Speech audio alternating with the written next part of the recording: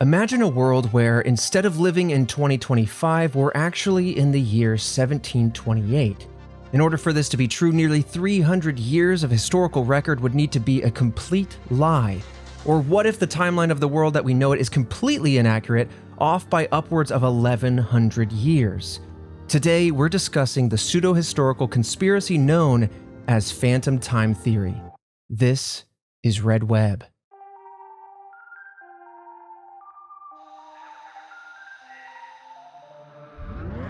Welcome back, Task Force, to another episode of Red Web here in the month of Decoding December, I'm going to call it. I am your resident mystery enthusiast, Trevor Collins, and joining me, hearing about this conspiracy for the very first time, Alfredo Diaz. So are we talking about just like that our numbers are off and our years are just shifted? A little bit of this, a little bit of that. Have you ever heard of this before? I haven't. So I'm just like, oh, okay, are we just like numbers are off? Because then, all right. You know what I mean? Like, yeah, right. I'm not downplaying What's it or anything like that, but I'm just like, okay, so it's not 2025. It's like, yes, a different year. Or is there more to it? So that's why I'm intrigued, because just my initial gut check and my initial thoughts is, okay, so the number's different. What does it matter? That's a great question. Or is there more stuff that come into play because the number is different? And I just don't know because I'm no buff scientist. It's a great question. What's the agenda behind the conspiracy? It's always a good question to think about. But yeah, this one is strange because initially I'm also of the same mindset. Okay, so a few hundred years are unaccounted for.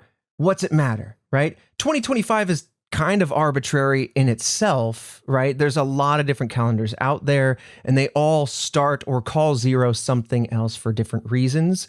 But yes, we're going to talk about this one. Just a very quick overview of what phantom time theory kind of is in general. We'll give a very specific dive into the principal phantom time theory, where it originated, some of the proof, I put air quotes here, proof of what this theory is leaning on, and then the rebuttal for some of that evidence, so to speak. We're basically debunking here in December as we enter these cold months as a little bit of a hangover from the spooky months, the true crime months. Decoding December is entering this realm of like talking about some lighter topics like we did last week with the folklore of the fan death. But then we're going to end with something that I've always found very, very interesting. It's interesting, but still fictional. The idea of Tartaria. Now, it's another kind of sister conspiracy to this one. Have you ever heard of that either, Fredo? No, I've heard of the game Terraria. Not heard of Tartaria. Yeah. I feel like beef tartare area. Yeah, like a little beef tartare. No, I haven't heard of that either. I love the fact that I haven't heard of anything because it makes this show work. Yeah, it does. You are a perfect audience proxy because I'm in the weeds. I'm out there shuffling through files and reading conspiracy. There's so many conspiracy theories I will never bring to the table because there's some wild ones. There's some wild ones. There's some like off the cuff ones. There's some that are just way too dark, etc. Right. But I'm also the kind of person where you go, have you heard of this? And I say no, and I can't just say no and then move on with my life. I got to hear about it. Right. You're like, well, now you asked.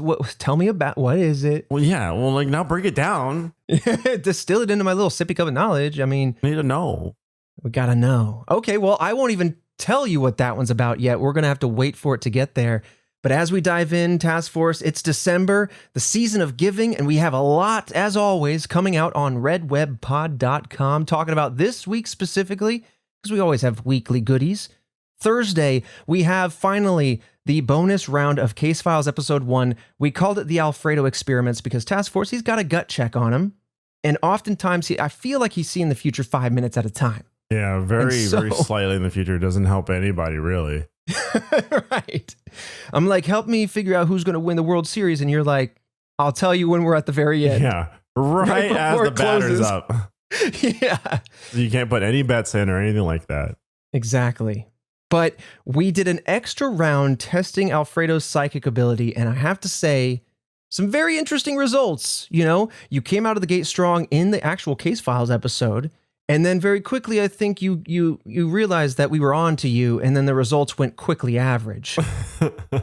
But now, I don't know. We put something under a cloth, kind of tried to disguise it, and he has to tell us what it is. And it's It's interesting. I'll just put it that way. Maybe this is why you started having ghost interactions at this last investigation. I mean, or maybe it's just coincidence. I'm just a normal guy. Just 1,000 coincidences all lining up. Captain Coincidence. Just a lot of coincidences, but just they're coincidences, though. You know what I'm saying? Like, you throw enough things at a wall, it'll stick eventually. True. Fair enough. So, no, I'm not for hire. For your ghost hunts or your birthday parties, I will not be doing such things. Dang. Okay. I was really excited about the branding of Psychic Sidekick. You know what I mean? But if you don't want it, I'll show up. Oh, it's very short too. Oh, hell yeah. It's a very short cape. It's me, Psychic Sidekick. And then on Friday, bringing it back to the promotions at redwebpod.com, we have another movie club. This one is Lighthouse, as voted on by you guys in the task force. We were very excited. I put my choices up to you all. I picked a few A24 movies I hadn't seen yet, but were on my list. And this is the one that won. Very interesting movie. Excited for you guys to hear about our takes as we break down the plot and react to it. But with that said, I think it's time to dust off the old conspiracy board, pull out the red thread, and start talking about phantom time theory. All right, so this is a pseudo-historical conspiracy theory, and it states that 297 years of history have been completely fabricated, which, by that logic, would indicate that we're actually living in the year 1728. So, pseudo, I'm sure you've heard that a lot in front of other words. Pseudo-history is a form of pseudo-scholarship that is intended to challenge or distort historical records. And per Merriam-Webster, if you've ever heard of pseudo, and you don't know what that is, it essentially is being apparently rather than actually as stated. It's a sham, it's fake, it's spurious. You might hear that in front of pseudo-intellectualism, pseudo-science. So in other words, per the Elton B. Stevens Company, EBSCO, pseudo-history is a false account of past events that claims to be historical fact, but lacks evidence, often distorting the historical record to fit some sort of an agenda. And this is where I kind of want to hop up onto my 2-inch soapbox, because we've talked about conspiracy theories in the past, and my lens is I'm always extremely interested in what could be, what is, what isn't, why. I think there's an innate intrigue in conspiracies and alternate realities. The Matrix is a huge popular idea. And so when I look at these, I'm always kind of curious, like, what is the agenda? And when I look at a lot of these topics online, a lot of the conversation is around, well, this doesn't really have an apparent agenda, so what's the harm in believing in it, right? Like flat Earth or hollow Earth or whatever.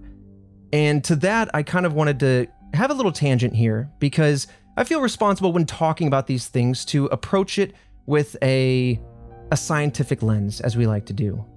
The lack of an apparent agenda does not make something true, because oftentimes seemingly innocent conspiracy theories are there to separate you from traditional education and science, factual information. You can end up in this funnel over here. And once you're in a separate funnel from well-backed information, suddenly it becomes a lot easier for you to be guided into other belief systems, and maybe hidden in the dark annals of that funnel, that conspiracy over there, is the agenda lying in wait, right? And so when we talk about these conspiracy theories, I always like to approach it from a really interest-based level. I think some of these are really interesting from a fictional standpoint. Oh, yeah.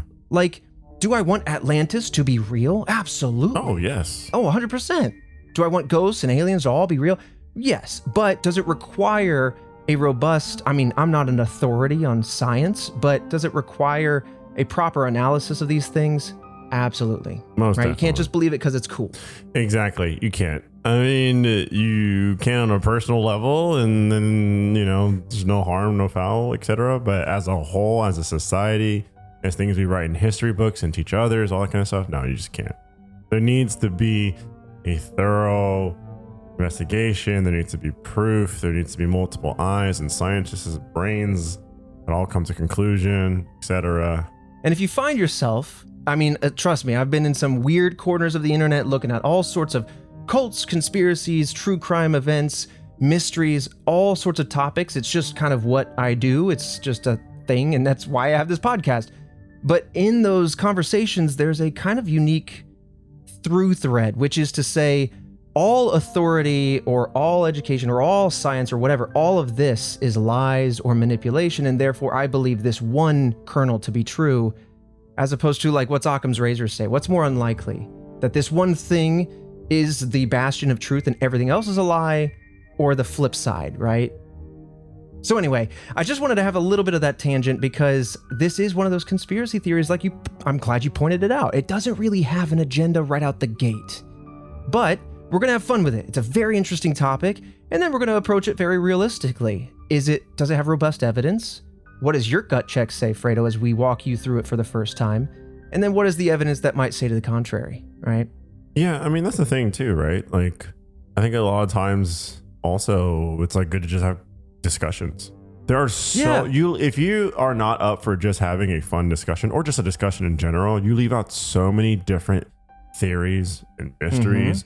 Even if it's like, hey, this most likely isn't true. But if you were just to suspend disbelief for a second, just for the sake of conversation, oh boy, it's some good conversations. Right. We did a movie club for The Thing, right? There was a bunch of fan theories, which at this point now it's like, okay, there's a kind of like a definitive answer, but we set that aside. We explained that, then set that aside, went back to the discussion of the theories. Right. Like, even before it was like, okay, the canon's locked in, because that's so fun to discuss. And we went on that tangent towards the end of the episode, and then we stopped recording and still talked about it after. We talked about that more in depth than we did just like the actual answer. Right.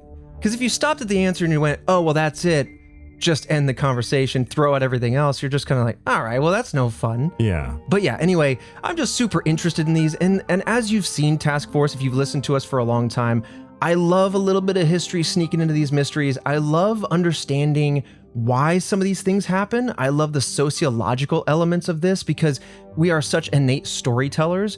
And so there's something really interesting just in, even if it's debunked, pulling it apart and understanding it and maybe where it came from or why, or even if it's just raw mistakes, like how it ended up being and why it captured such intrigue over the years. So anyway, kind of coming back to this specific theory though, it states that these 297 fabricated years took place in the early Middle Ages. So no time super recently. In fact, they actually say it happened between 614 AD and 911 AD, that these were the years that essentially vanished. The theory also claims that any historical artifact thought to be from that time period has itself been fabricated or is misdated, which I have to say is kind of a red flag. If they're saying any evidence to the contrary, it's fake, well, reject the evidence of your eyes and ears, says Orwell, right? Right, yeah. I don't know. So I find that whether there's an agenda or not, if someone's kind of telling you to say, just ignore what all of these people are saying, just ignore what all the facts are saying, you might find yourself in a little bit of a conspiracy. You know what I mean? Like, yeah, or something's off. Let's not believe anything, and let's just blindly go down this path. And it's like, well, exactly. I don't know about that. Why? You know what I mean? What's the motive here? Or is it just for the sake of forcing your narrative, which is dangerous? But yeah. So, I mean, that was so interesting because I have heard of this, but I didn't ever read anything so explicit as to say, oh, by the way, if there's any evidence from this imaginary time period that supposedly didn't exist, it's fake or it's been misdated, because that we'll get into the debunking of it all. But that just stood out to me. This episode of Red Web is sponsored by Shopify. If you've shopped online, chances are you've bought from a business powered by Shopify. You know that purple Shop Pay button you see at checkout? The one that makes buying so incredibly easy? That's Shopify. And there's a reason so many businesses sell with it, because Shopify makes it incredibly easy to start and run your business. Shopify is the commerce platform behind 10% of all e-commerce in the US, from household names like Mattel and Gymshark to brands just getting started. Shopify gives you that leg up from day one with hundreds of beautiful, ready-to-go templates to express your brand style, and forget about having to code it all. Tackle all those important tasks in one place, from inventory to payments to analytics and more. Spread your brand's word with built-in marketing and email tools to find and keep new customers. And that iconic purple Shop Pay button that's used by millions of businesses around the world, it's why Shopify has the best converting checkout on the planet. Your customers already love it. In yesteryear, when we were with our previous company, RedWeb used Shopify for our online store, and we had nothing but a positive experience. It was so intuitive and easy to use. If you want to see less carts being abandoned, it's time for you to head over to Shopify. Sign up for your $1 per month trial and start selling today at shopify.com/redweb. Go to shopify.com/redweb. Shopify.com/redweb. This episode of Red Web is sponsored by Rocket Money. Managing your finances takes time. Luckily, Rocket Money does the heavy lifting for you, automatically finding you ways to save and simplifying the process. Less stress, more free time, and a clearer path toward financial freedom, all in one app. Rocket Money is a personal finance app that helps find and cancel your unwanted subscriptions, monitors your spending, and helps lower your bills so you can grow your savings. Rocket Money shows you all your expenses in one place, including subscriptions you forgot about. If you see a subscription you no longer want, Rocket Money will help you cancel it. Their dashboard lays out your total financial picture, including bill due dates and paydays, in a way that's easy to digest. You can even automatically create custom budgets based on your past spending. I know that I am a kind of person who will forget about subscriptions and have costs racking up when I know I could be saving money. So I, for one, am in love with the idea of Rocket Money, and I cannot wait to use it myself. Rocket Money has saved users over $2.5 billion, including over $880 million in canceled subscriptions alone. Their 10 million members save up to $740 a year when they use all of the app's premium features. Cancel your unwanted subscriptions and reach your financial goals faster with Rocket Money. Go to rocketmoney.com/redweb today. That's rocketmoney.com/redweb. rocketmoney.com/redweb. All right, so let's dive now into the very good, juicy details of phantom time theory. The theory claims that the Holy Roman Emperor, Otto III, as well as Pope Sylvester II, devised a plot to fabricate the 297 years of history. This now is the unfurling of the why. Why has this happened? How did these 297 years get fabricated? Here it is. Now, I do also want to say that some reports also include the Byzantine Emperor Constantine VII as having a hand in this fabrication. So there's two schools of thought on this particular conspiracy, but either way, this duo, or potentially trio, allegedly doctored documents and dates that would put their reign beginning at the year 1000 AD, a number that is very round, very nice. It's the next millennia on the Gregorian calendar, right? And they thought maybe that this would be notable and auspicious. Basically, it would look good next to your name on a resume.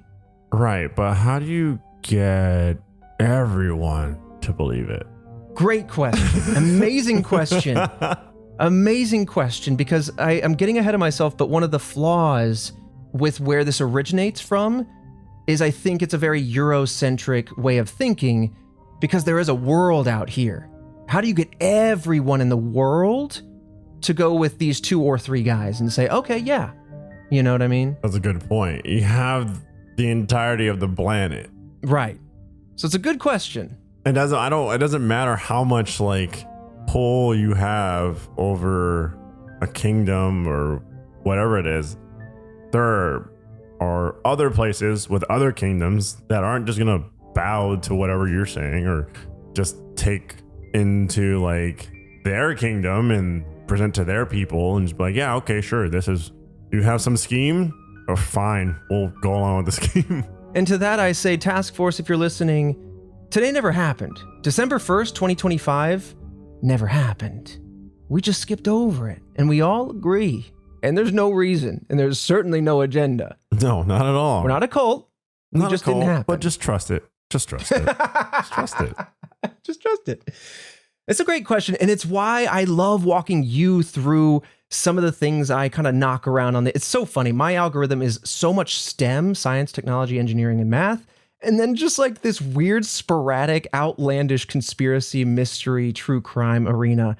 It is a clashing of just two wildly different things. And so I love, Fredo, walking you through some of these things for the very first time, because I kind of get lost in the details. I get like, oh, well, I feel like this is colloquial knowledge now. But you fire off with like, but how do you get people to go with that? Great question. That's what I'm saying. I'm like, look, I'm here for the ride, but I'm going to have questions about it. Yes. And you should. I love it. Now, here's the thing. They needed to disguise these doctorings of documents, their manipulations, and more importantly, they needed to fill the historical timeline. You can't just kind of have a vacuum of nearly 300 years, right? So expanding on this theory, it's theorized that they hired scribes to create fictitious records of events from throughout these missing years. Their writings were then distributed across libraries, monasteries, all throughout Europe, so that any time later on, these could be discovered, found, dusted off, and then be mistaken for factual historical records. That's the theory. They really thought about it. They're just like, let's plant this and then let's try and make an attempt at making this something that's like been buried for a while. Mm-hmm. If you take it at face value, yes, that's necessary for what's being laid down. Look, I mean, will scientists grab it and then look at it and date it and all that kind of stuff? Yeah, but then also most people will find it and go, wow, okay, this is old because it's got a lot of dust on it. Like me. Yeah. Yeah. Wow, you know, it must be sitting there for a long, long time.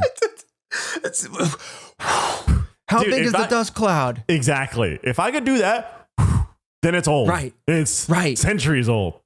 Listen, here's the Collins method. You blow the dust off, Yep. Somebody else holds a flashlight, and you see how much of the light it blocked. Yeah, it blocked a lot, and that's how you measure the Right. centuries. A long That's how you do time. it. Exactly. It's sciences itself out. Don't worry about it. Right. The science works itself out. Just trust. Not a cult. Here's the thing. You're onto something with that because these guys, way back in the day, if this was real, they wouldn't have seen carbon dating coming for a mile away. And there's all sorts of other ways to date. But what's interesting, as I slowly start to unfurl some of the more fact-based debunking, I do want to be honest about something that this necessitates. This necessitates an assumption that major historical eras and figures were all completely made up, including the Carolingian period, which I'll be honest, I don't know much about, but this was ruled by Charles Martel and his grandson you might have heard of, Charlemagne.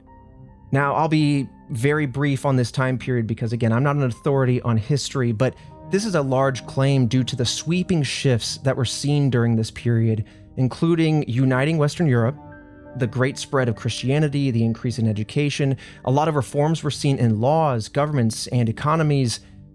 And I'll give you some more specifics as we get into that debunking section, but this is a lot of stuff to essentially fabricate in documents and then hope that the world just kind of does it, right?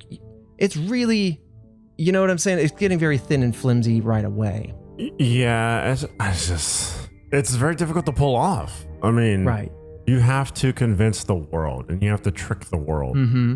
And furthering the assumptions necessary for this conspiracy, it believes that Otto III didn't have a legitimate claim to the throne and required essentially the invention of Charlemagne and these 300 years of history to essentially strengthen his ties back to the ancient Holy Roman Empire. I mean, I get it. You're a man that wants the power and legitimacy, and you want to be seen that way, etc. You don't want things to be challenged, and so what do? Try something drastic. I guess so. But again, you come up with Occam's razor. Which reality takes the least assumptions is, odds and ends, probably more correct, right? That's essentially the logic razor that states. Now, where did this originate? Well, the phantom time theory did originate and was then popularized by the same person, Heribert Illig. Now, Illig is a German author and amateur historian who had previously published several proposals for adjusted timelines and for prehistory and ancient Egypt. So he's already kind of got a track record for wanting to change things up a little bit, and it's one guy versus the entire scientific or historical community. Right. Now, this particular theory gained popularity after the release of Illig's novel, and I'm not going to give it its original German name because it is long and it's hard to pronounce. I'll give the first three words, and then our German listeners will understand why I had to back out. Das erfundene Mittelalter. That's as far as I'm bravely willing to go, but it translates to the invented Middle Ages, the greatest time falsification in history. So just imagine that in German. Very difficult. Yeah. This book was published in 1996. A pretty recent writing, to be honest. And it was, of course, met with much controversy. In this novel, he argues several points of the evidence he discovered that prove years were fabricated. And we'll talk about that in a second. I mean, already off the bat, I was like, I want to write a book and just make it full of controversies and just get popular because people are like, this is all wrong. I'm like, right, it's wrong. Or is it? Or is it? Maybe not. We don't know how far do I want to push this controversy. I don't know. Still give the man credit. He already kind of proved himself to want to rewrite stuff. And so at that point, take what he says with a grain of salt. And if anything, now you're just kind of feeding like attention to the person. Sure. And listen, there's also nothing wrong with going against the scientific community. If you've got a breakthrough, if you have a theory, if you have a hypothesis and you want to propose it, it is what scientific papers are meant for. You propose your idea, you back it up with evidence, and then, heliocentrism, the idea that the sun is at the center of our solar system, was a wild idea. And when that is proposed, it is shunned by the religious environment that we were in. And it wouldn't be for decades more that we finally, eventually, the death, I think, of Galileo and then beyond, that we finally go, oh, wait, actually, that was right. You know what I mean? So there's nothing wrong with inherently disagreeing. No. But, if the evidence doesn't prove it, or if the community itself kind of looks at it, analyzes it, and goes, it's not really working. So all I'm trying to say is, like, it's okay that he has a history of trying to rewrite things, but the fact that his proof, which we're going to talk about, lacks strong standing is, I think, the big part. So for starters, Illig claims that there is very little archaeological evidence that exists from this period in time. And that raised suspicions with him about how that could have happened, where that time would have gone, where those things would have been if they ever were real in the first place. He also claims that medieval historians rely too heavily on written sources, which can often be mistaken or mistranslated. His largest claim relates back to the miscalculation of calendars, and so let's talk about that. I'll kind of have a little tangent here before I wrap up his proofing. But while investigating this time period, he found that the dating of the Julian calendar, founded and implemented by Julius Caesar in 45 BC, when compared to what we currently use, which is known as the Gregorian calendar, we are off by 13 days. Now, this is true.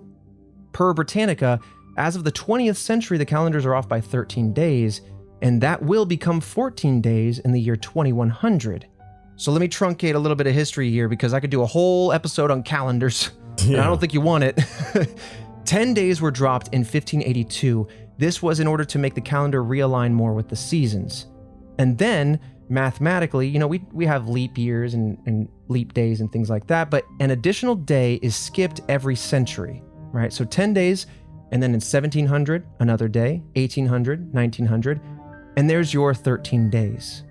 Now, you might be asking yourself, what about the year 2000? It's a great question. The long story short there is that the year 2000 didn't add a day to this because it was already a leap year, and this is where things get hairy. I've always understood leap years to be every 4 years, right? Yeah. If it's divisible by 4, boom, it's a leap year. However, fun fact, century years like 17, 18, 1900, and 2000 can only be considered leap years if they are divisible by 400, which 2000 is. Therefore, the year 2000 didn't add an extra year, and so here we are, still 13 days off. All that is to say, logic stands to reason as to why that is. I would have been like, there are months, and the months have 30 days. We gotta add one, we gotta minus one, that's fine. Right. Not like thinking centuries and centuries ahead and leap year and 400 years or massive amount of year leap.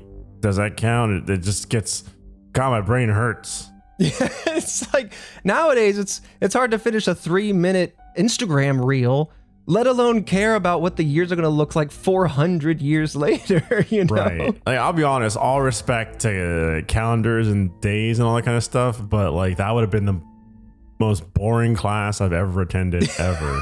You know what I mean? I go to history class, I'm like, all right, this is our path, all that kind of stuff. You're sitting here, be like, okay, so then this is how we figured out how many days in a year, and then how many, and how that changes, and how we're this many days. I'll be like, what are you talking about? There's just a month and a day. I just believe it. I believe whatever you want. You math it out, cool. Take it all. I don't care. I'm in. Is it a culture? Whatever, man. I'm in it. As long as I don't gotta crunch some days. Yeah, dude, it is interesting. I mean, again, I don't know enough about calendars to dive into this, but it's like, it is, I'll be honest, about for me anyway, it is a little interesting when you think about September, sept being 7, October, oct being 8, but it's the 10th month of the year, November, I think Nov being 9, December, Dec being 10. So you're like, well, wait a minute, where'd these extra 2 months come from? And Right. there is some interesting factoids to be had in the conversation, but when it comes down to the mathing, well, okay, we're not exactly this many seconds in a year, and so after 4 years, we build up 24 hours, so we got to add that back in, or we start slipping behind, or, whatever. Some real rippling buff minds figured it out, and I forget it every January, and I put the last year's date. You know what I mean? Like, yep, exactly. That's where I'm at. Yeah. All due respect, do your thing. But I'm just like, I'm gonna go learn about science or some other stuff. But that's the beauty of it, though, is that there's so many people in the world that someone can like take that and be like, okay, this is my passion, and I'm gonna make this make sense, and I'm gonna do this for the benefit of everybody else. So then that way, like, people that have a conspiracy podcast can just go, okay. Yeah, exactly. We stand on the shoulders of many buff, rippling minds. Yes, we do. And I don't try to take that for granted, but honestly, there's a lot of really smart people in history. Oh yeah. It's tremendous. Okay, so back to Illig, the author, the German man. He claims that when they were implementing the transition here, the Gregorian calendar from the Julian, and this was under Pope Gregory the 13th, I believe, hence the name, astronomers and mathematicians who had been working on the calendar found that the civil calendar had only needed to be adjusted by 10 days. And because of this, Illig suspects that the AD era had counted 297 years that didn't exist.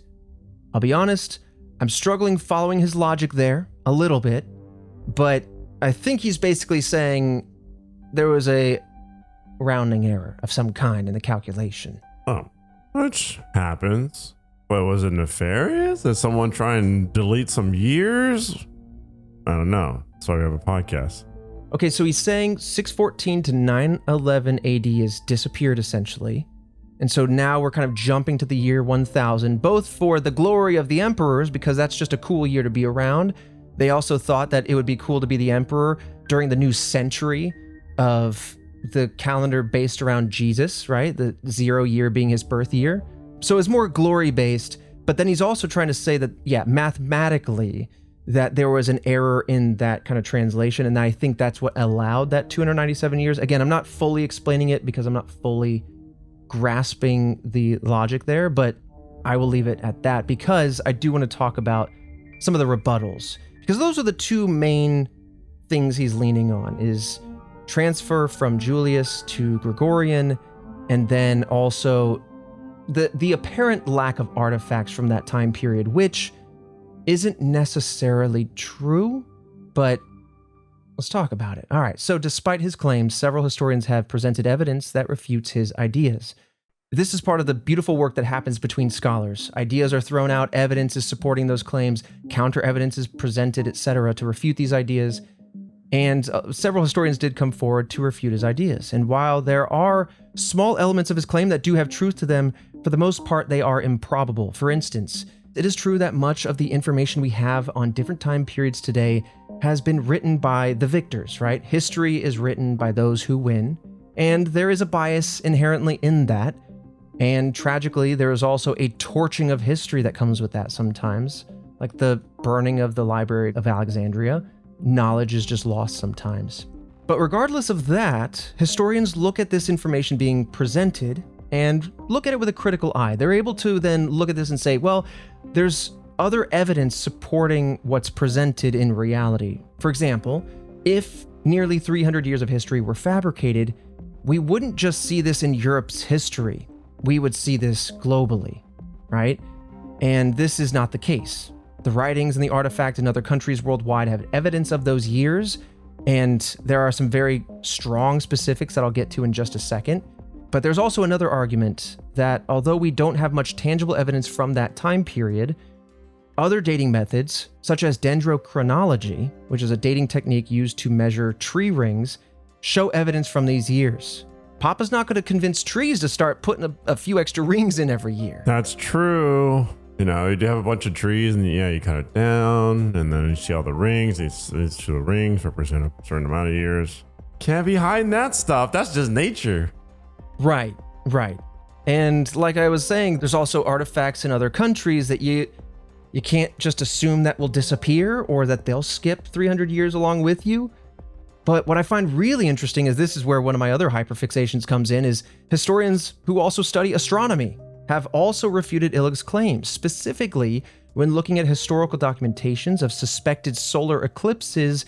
They are dated with accurate precision as to when those events actually occurred.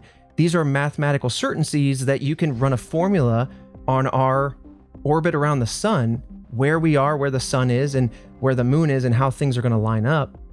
And so you can predict forward and backward when solar eclipses would have happened, and then you can look at the historical documentation and see that, yes, they are happening on the dates that we would have expected, and they're not jumping 300 years. There's not this 297 exact, difference. You know what I'm saying? Yeah. We also have historical observations of the sky in general, talking about comets, talking about any sort of astronomical events, but Halley's Comet is something that comes around on average every 76 years. And there are records across the world, from Europe to China and everywhere in between, that align perfectly with what we would expect on this pretty consistent comet. I mean, to be fair, it does show up every 74 to 80 years, but averaging its orbit around 76 years. And if this weren't the case, all of these cosmic events would, again, be 297 years out of sync, which we don't see. Right. And again, you have other people, artifacts, other countries, their books and logs dating it. You have nature dating it. You even have things out in the universe that are helping keep things in line. Right. The Halley's Comet's coming back around going, don't worry, we're still on track, 76 years, see you soon. On track. You didn't skip 300 of them. If you're lying, you're exposed. Halley Comet comes through and just says, exposed, as it flies by. Exposed. Okay, let's talk about Pliny the Elder, a Roman author and scientist whose entries about an eclipse occurred back in 59 AD. He's got documentation about this, and this has been one of the very specific instances that confirms what historians believe, that we didn't skip 297 years, because if we did, that one would have been way off. Now, because of these pieces of evidence that refute Illig's specific claims, some historians claim that Illig intended to just stir the pot rather than provide useful context to the legitimacy of history. Additionally, there are other cultures and countries that have their own independent calendars that aren't Gregorian calendars. And if we skip 297 years as a Euro peoples, you would see that misalignment across theirs. However, all of their calendars align with what we see in standard Western dating. So, as you astutely pointed out, where's everybody else? They're out there corroborating the existing timeline. Right. The proper, what everyone believes to be the right timeline. Right. For me, I'm living in the year 4289, and that's mostly arbitrary because a year is whatever. Right. Because then what does that actually change then? Right. You're just labeling it a different year. Yeah. And I'm also 10,000 years old. Well, if you could tell us some truths from the past and stuff like that, that'd be crazy. Bring back some knowledge from the future, all that kind of stuff. You know what? Honestly, I'll tell you what happens. Life is a perfect cycle. And so by my time in the far future, it's the exact same history and all the same inventions. And so, we're just a second living of exactly what's happening now. It's all just happening again. Oh. All right, pretty box standard. It all just goes to rust and dust, and then we come back around, do it all again. Do it again. Okay, so we talked about calendars a lot. It is kind of the cornerstone of Illig's theories, but beyond that, yes, there is a decline in physical evidence, but it's not zero, right? There are a vast amount in general of architectural elements, like Charlemagne's chapel. If the man didn't exist, it strangely has a chapel dating from this time period. But you also have coins from before, during, and after this time period. And all of these, from architecture to coins and things like that, they all show gradual changes. Things like aging, things like innovation. There's a natural evolution to all of these things. And this provides a landslide of tangible evidence that would be very difficult to fabricate if those 300 years didn't exist and you were just pumping this evidence out in a short period of time. Yeah, good luck. But now that we've kind of debunked the fun, a little wet blanket energy, I do want to talk about Tartaria or Tartaria. It essentially is a modern day Atlantis, and there's some nooks and crannies to it that I think is interesting. I think it relies very much on the similar school of thought, so trust that this is a similar pseudo-history here, but for the sake of interest and walking you through it, Fredo, here's Tartaria for your very first time. This episode of Red Web is sponsored by Aura Frames. Look, the holiday season's here. If you're a last-minute shopper, you know that familiar feeling. Shelves are empty and ideas are running low. But Aura Frames is the solution with a gift that feels personal. With Aura Frames, you can upload unlimited photos and videos. Just download the Aura app and connect to Wi-Fi. You can preload photos before the frame ships. Keep adding from anywhere at any time. You can personalize your gift, adding a message before it arrives. And the best part is, there's a gift box included. Every frame comes packaged in a premium gift box with no price tag. You can't wrap togetherness, but you can frame it. I got my mom an Aura frame for Christmas last year, and she loves it. We preloaded a bunch of family and pet photos, and she was easily able to add her own, and it's something she still uses to this day. Couldn't be happier with it. For limited time, save on the perfect gifts by visiting auraframes.com to get $35 off Aura's best-selling carpet mat frames, named #1 by Wirecutter, by using promo code REDWEB at checkout. That's auraframes.com, promo code REDWEB. This deal is exclusive to listeners and frames sell out fast, so order yours now to get it in time for the holidays. Support the show by mentioning us at checkout. Terms and conditions apply. This episode of Red Web is sponsored by BetterHelp. The holidays are a time of traditions. Some people have many in their family. Now's the time to reflect on what they mean to you or to rewrite those traditions and make your own. Incorporating therapy into your new or existing traditions can help ensure you take time for yourself during what can be a very joyful, but sometimes hectic and lonely time of the year.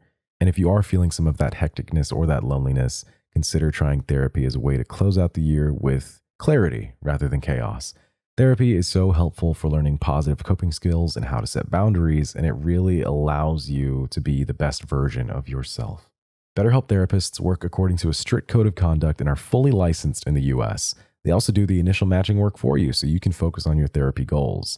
And the best part is if you aren't happy with your match, you can switch to a different therapist at any time from their tailored recommendations. And with over 30,000 therapists, BetterHelp is one of the world's largest online therapy platforms, having served over 5 million people globally. So this December, start a new tradition by taking care of you. Task Force members get 10% off at betterhelp.com/redweb. That's betterhelp.com/redweb. So, in line with this previous pseudo-historical conspiracy theory, Tartaria, or the idea of the Tartarian Empire, is essentially an attempt to challenge what we know to be true. It is theorized that Tartaria was a lost civilization that held advanced technologies, and you can see the similarities already. Now, some of this technology included the ability to attain and distribute unlimited wireless energy, which we also talked about in the Nikola Tesla episode. Tartaria was described as a haven that lived in harmony, some even believing that they had some sort of healing power or a way to reach nirvana. And finally, they were believed to be masters of architecture, possessing the technology to create intricate structures and architectural projects. Now, this is where I want to have another little tangent here, because one of the things that I hear a lot of people who talk about pseudo-history kind of say is, well, we don't know how they built the pyramids, therefore we couldn't do it today. We don't make these very intricate stone-based structures, whether it be things like the Parthenon or these very intricate chapels and what have you. And to that I say, there's one example, the Sagrada Familia, that has been built for like 140 years in Barcelona. We are very capable of building stone structures that are very intricate. Honestly, they're just very costly and time-consuming, which, let's be real, I don't think the modern human has time for. But also past humans, I don't think that they're building glass skyscrapers with steel structures. And so it's a different type of aesthetic, but it's a different level of advanced as well. I don't like the idea that we think we lost some sort of intelligence, or that either the past was not capable of intelligence or that something was lost. It feels like we're robbing ourselves of ingenuity, and I don't subscribe to that. And some of the things that they use to back it up is the fact that, like, oh, we don't see this, we don't see the type of machinery or ingenuity that they'd have to be able to pull this off in like any books or records or anything like that. And it's like, well, it doesn't mean that it didn't happen. right? Right. Could have just Right. they just did it, and then they did away with all the they reused the materials and dispersed it elsewhere. For goodness sake, we taped over the original Apollo 11 landing. So like, Yeah. that exists in places, but like no record is really permanent. Everything can decay at a certain point. And honestly, if you really are honest with yourself and you look at some of these structures like the Great Pyramids, we don't know definitively, but we have some amazing theories that do leverage some great ingenuity. So we don't have the answers, but that doesn't mean we don't have nothing. Exactly. Hank Green said it well. The baseline is ignorance. The baseline is we don't know. The baseline isn't, well, it must have been something else. It must have been a lost society. I think all these things are really interesting. I don't want to be a fully wet blanket, but I do think that I'm really proud of what humans have been able to accomplish structurally, civilization-wise, ingenuity, engineering. I hate the idea of robbing ourselves of that, is kind of where I come from. We have accomplished a lot as a species. And so, I don't know, because also in the same breath, the same people are like, oh, we've accomplished this, and this, and this as like human beings. And then it's like, well, what about the pyramids? Like, nah, we're not capable of that. It's like, wait, what? That's a great point. What? That's a great point. Or they say, oh, well, if we couldn't do the Great Pyramid, then maybe, you know what? Maybe we didn't do any of that. Maybe we didn't even go to space. There's a firmament or some sort of ceiling there. And I go, all right, now you're just playing with me. Right. And I'm like, okay, all right. We're not, you're joking. And then they go, no. Or you get sell that they're not joking. You go, all right, you just play along. You just play along, man. You just play along. This isn't serious. Yeah. Anyway, sorry, another tangent there, but I feel a little bit of a responsibility when we talk about these conspiracy theories. I want to be honest, but a lot of these things are my take as well. But, okay, the idea of Tartaria was first introduced by a man named Anatoly Fomenko, who was a Russian professor. Now, he theorized of a new chronology, and he argued that the events we believe took place in ancient civilizations of Rome, Greece, and Egypt actually all took place much more recently than we believe. The Middle Ages. This would be more than 1,000 years after when historians typically agree upon, and so this collapses the timeline much further than the initial 300 years. Now, his theory was published in a series of books titled History, Fiction, or Science. These books detailed a completely reconstructed historical timeline of the world, explaining that the history of the world is much shorter than what is generally accepted. Now, according to his claims, the practice of physically writing down history only emerged around the year 800 AD, which there is evidence to the contrary, but I'll leave that to the side. He goes on to explain that there is almost no information on the historical events that occurred between 800 and 1000 AD, which is interesting because that's a similar timeline as to what the previous pseudo-historical timeline collapse was. So writing, he's saying, didn't start till 800. There's very little documentation between 800 and 1000, and then he notes that most historical events took place between the years 1000 AD and 1500 AD. Now, here's a piece of history that I didn't know. Kat, in her wonder, put this research paper together and helped with these notes, and in here she included something that was new to me, actually. In Russia specifically, pseudoscience ideas are generally rooted in nationalism. Russian believers of pseudoscience generally regard Tartaria as the real name for Russia, and that the West is maliciously denying calling them by their actual names. Now, in no way am I saying a majority of Russians, because I honestly don't know the extent of this, but generally speaking, this is where that idea kind of started from. Now, while Fomenko originally spoke about this theory back in the 1970s, 1980s, it has been debunked by the Russian Geographical Society, and it was mainly debunked due to the fact that there's just simply no evidence suggesting that an advanced empire ever existed within this time frame and then disappeared. However, this starts to open up another dovetailing conspiracy. But before we get into that, I do want to say, historically, in 2016, it has largely regained popularity on the internet. It's how I became aware of it, and it has since departed from its original Russian nationalist roots, and now it's just kind of on the internet as a kind of viral conspiracy theory idea. So like I said, conspiracy is not exclusive to Russia, but it has reached a global audience. And from a global view, the theory is more centered around architectural history. The theory now modernly suggests that now demolished landmarks are actually buildings of the Tartarian Empire that are being expunged from history, that they're being wiped away and hidden. The conspiracy also includes the belief that current historical landmarks, such as the White House, and the Great Pyramids are all Tartarian constructions. Good reaction face. Okay. In the arc of history, this theory suggests that there was, let me know if you've heard of this, a great mud flood that wiped out much of the world, leading to depopulation and the destruction of buildings that would have existed in this particular time. Have you ever heard of this before? No, not the Great Mud Flood. No. Just the way you... No, not the Great Mud Flood. Make it make sense, and All right, square this circle. Okay. Genius. Okay, because the proof... Sorry, that's so condescending. The proof of this theory, though, rests on the fact that many buildings have doors, windows, and other architectural elements below ground level, right? As if, for some reason, in a tight timeline, many of these buildings needed to adjust their ground floor to a higher level to accommodate for what they're calling a mud flood. And so within that, a lot of history is lost, a lot of wonderful archaeology, or architecture, I should say, is lost. And if I'm not mistaken, I believe a lot of people on the internet also falsely attribute the Chicago World's Fair, also known as the World's Columbian Exposition, as part of this Tartaria. Because when you look at photos of it, it looks like, whoa, this looks like ancient European structures.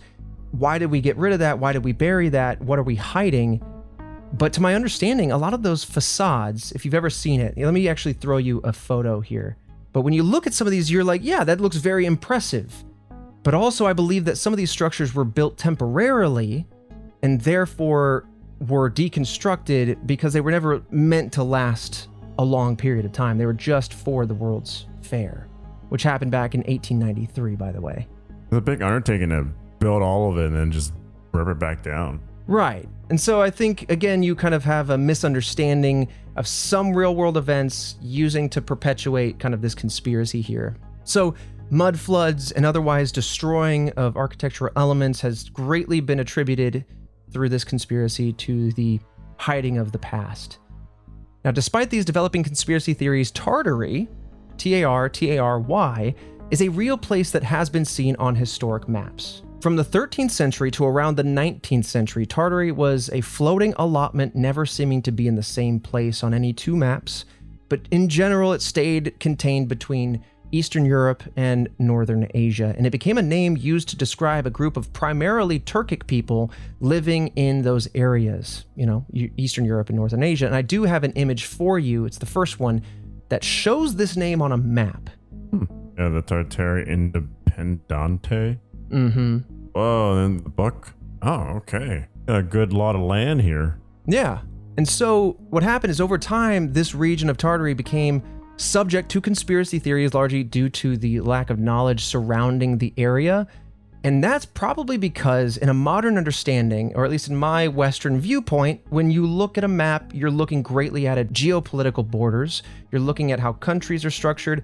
There are other maps. I'm sure you could make maps of religious pockets and you could have completely different borders. But in this case, it's more of a geographical region. It isn't some sort of governing body. It is otherwise just a swath of land, which is a little bit harder to think about. I was trying to think of like a modern example, and I thought about like the Baltics, but I do think that that is still a little bit geopolitical. It's both geographical and geopolitical. This is just a geographic region, and it's kind of blurry. And so it's harder to understand in our modern think because most areas are geopolitical. It's less of a union or nation of peoples, and so this results in a very vague knowledge and even documentation regarding its history. So to this day, Tartars do still inhabit Russia, Ukraine, Turkey, Uzbekistan, and other parts of the world in smaller concentrations. But I do think that that is kind of the foundation that this conspiracy finds itself resting upon. But otherwise, that is the broad strokes idea of Tartaria.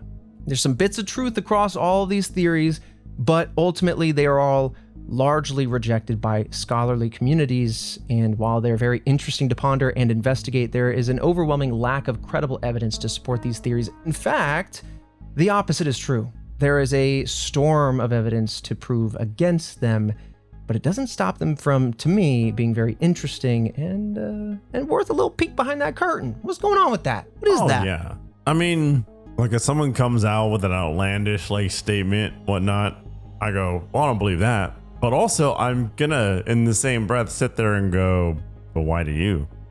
Right. Tell me more. Tell me more. What's going on there? Explain this whole thing you got going on here. Yeah, exactly. Like, I will sit down with a nice hot cup of tea and just listen.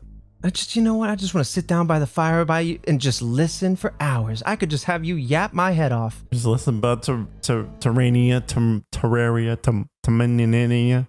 Tamalia. Tamalia. Tell me Yeah. all about it. Tell me about this country tamale you'd be talking about. It's very interesting, and I think, again, some of the take home here is like, again, not to be preachy, but is these kind of lack an agenda, but they do start to put you into a camp of doubting otherwise broadly agreed upon fact and history. And when you're in those realms, it's worth keeping your head on a swivel and keeping your thoughts about you. If you recognize some of the patterns that we've talked about here, then, just kind of back up and reflect, because nobody wants to end up in a pocket where they don't have a clear view of what's right and what's up and what's down, But still very interesting. If nothing else, makes a great story. And stories are always worth telling. Oh, for the most part. 1,000%. I mean, I'm sitting here listening to all this being broken down. Am I sitting here going, oh, it might just be like a lot of episodes? No. But I'm also just like, why, what do people think about this that do subscribe to this? Right. Absolutely. What do they use as evidence, or what do they use as like, what do they like to point out and what do they like to downplay? It's always an interesting thing to listen to. Absolutely. Well, this kind of brings us to the end of the first official episode of December, but I feel like we kind of began this decrypting December last week as well, like I said, with the fan death theory. Next week, we're kind of jumping a little bit into something else that's been evolving more recently. I'll spill the beans for you, Fredo. Oh? We're going to get into that Louvre heist. Oh, the Louvre! The Louvre! Oh, we got more man. information now. Stocks on ladders are all-time high, baby. Let me tell you. But you already have to be invested in them. So if you were a wild person investing in ladders months ago, you got it. You got it. Also, way past, but would have made for a great Halloween costume. Easy. Oh, yeah. You just dress up as a burglar. You just get the construction worker outfits. Just buy a bunch of children's jewelry. Yeah. Just throw it on, man, with the little mask and the glasses and just go, all right, what are you supposed to be? I robbed the Louvre. Just came back. Yeah. So we'll break that one down. We'll decode it. Oh, I like that. That just happened. I want to know, how do you get away with that in broad daylight with a ladder? That's a great question, but also how they get caught with it seems like there's some genius and then there's tomfoolery all in the same crime. Did they get caught? I don't even know. I stopped following. Okay, well, I'll break it down for you next week. Yeah. Lots to come. This is Decoding December. And hey, you know what, Task Force? While we're here, I want to give a few shout outs, but also I want to say, normally for the holiday weeks, we take 2 weeks off. This year, we're doing something different. We don't want to go dark for you. We want to have something available for you. But as a thank you, we're going to, again, decrypt 2 of our exclusives from Patreon and make them public. There will be surprises as to what they are when they come around, but we will make them available for you this holiday season. But don't worry, we're going to have 3 episodes, this being the first, one next week, the one after that, and then 2 Patreon exclusives will be coming to you public as a thank you for supporting us for yet another year. So stay tuned to that. We've got you something all the way through the end of the year. And to shout out some Task Force members at redwebpod.com, getting that goodness, lots dropping every week. We have Danny Vega. Thank you for being the newest Task Force member and jumping on board. We also have Nova the Bomb, who is our weekly buff scientist. And then our squonks of the week are Broman, Clint from PS3, Tucker Did It, and Brett O'Mura, just to name, of course, a few of those illustrious melty squonks. But with that said, Fredo, I'll see you right back here next week for yet, well, a specific mystery, a Louvre heist. Ooh.